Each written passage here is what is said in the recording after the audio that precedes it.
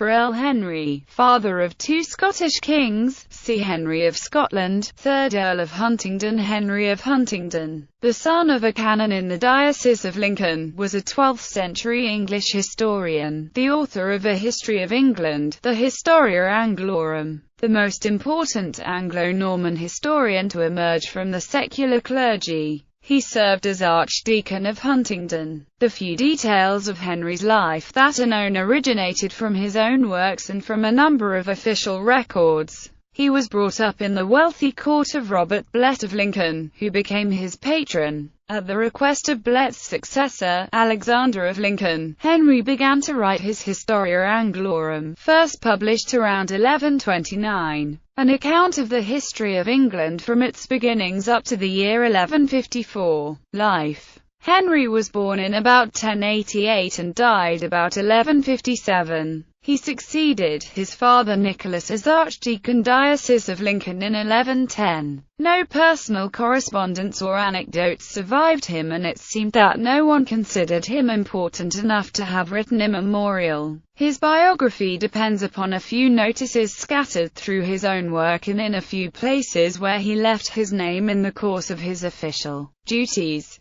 The identity of his mother is unknown. His father Nicholas, the first Archdeacon of Huntingdon, was a clerk in holy orders, who had enough influence with the Bishop of Lincoln to secure the succession of his title for his son, a substantial inheritance for a man who had not yet reached 30. Nicholas was canon of Lincoln for over 30 years until his death in 1110. He was received as a little boy into the familia of Robert Blett of Lincoln and grew up in luxury, living in the wealth and splendor of England's richest episcopal court. His upbringing gave him a positive outlook towards the world, but in later years he learned to feel a certain recoil distrust of contemptus mundi, contempt for the world, a feeling which encompasses much of his mature literary work. Bishop Blett's successor, Alexander of Lincoln, became sensible of Henry's aptitude for business and employed him frequently for important affairs,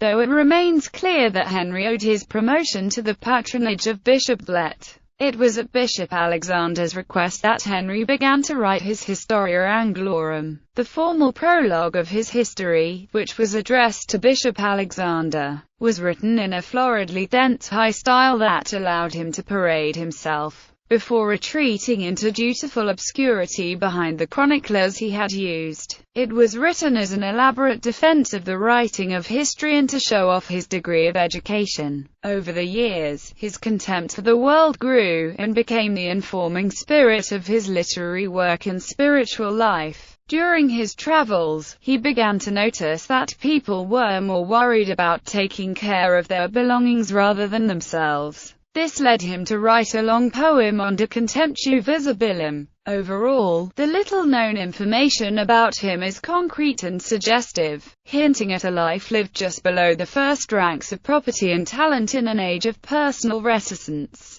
He mentions Lanfranc as having been famous in our own time, which places Henry's birth date a few years before 1109, the year Lanfranc died. His Historia Anglorum leaves off in 1154, with the promise of another book for the new reign. However, since that book was never written, it may be assumed that Henry died shortly afterwards. Writings. Historia. Henry's most notable work is the Historia Anglorum. He was bidden by Bishop Alexander of Lincoln to write a history of England from the earliest period and bringing it to modern times, ending it upon the accession of Henry II in 1154. It was assumed that the first edition was published at the end of 1129 and the second in 1135, at the end of the reign of Henry I of England. He published new editions as the years went on, the final fifth copy coming down in 1154, supposedly to terminate the history with the death of Stephen, leaving his history organized into 8 books. There is some evidence that Henry did not intend to stop there, intending to add another book to his series that would cover the events of the first 5 years of the reign of Henry II.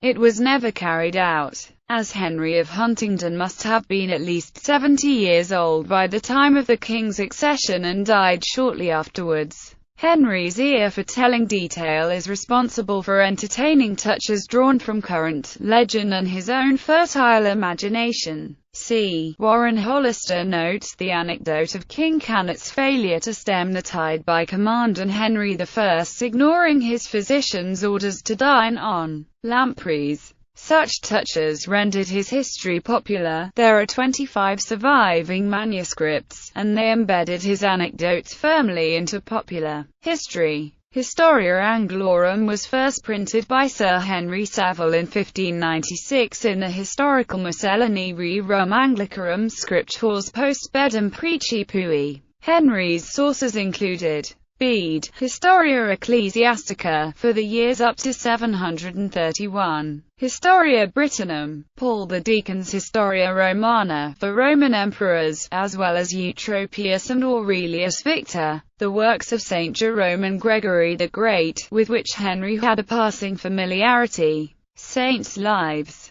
versions of the Anglo-Saxon Chronicles similar to C&D. This included the poem on Brunanburh, which he translated into Latin, a lost version of the Anglo-Saxon Chronicle, which he shared with John of Worcester. This version contained quite a number of detailed and valuable accounts of battles of the Saxon invasions of Britain which are only preserved in Henry's Historia, Old English poems, which he translated into Latin. This may include the legend of King Canute and the waves, as well as material on Siward, Earl of Northumbria, old French songs, for Norman history. Other works. As an author, Henry distinguished himself in his youth by writing poetry, comprising 8 books of epigrams, 8 books on love, and the so-called Anglicanus Ortus, 8 books on herbs, spices and gems united by a medical theme. Of these, 2 books of epigrams and the 8 medical books survive, the latter identified only in modern times. The Anglicanus Ortus has since been published, books 1 to 6 as Anglicanus Ortus, a verse herbal of the 12th century, and books 7 to 8 as Henry of Huntingdon's Lapidary rediscovered and his Anglicanus Ortus reassembled, both edited by Winston Black.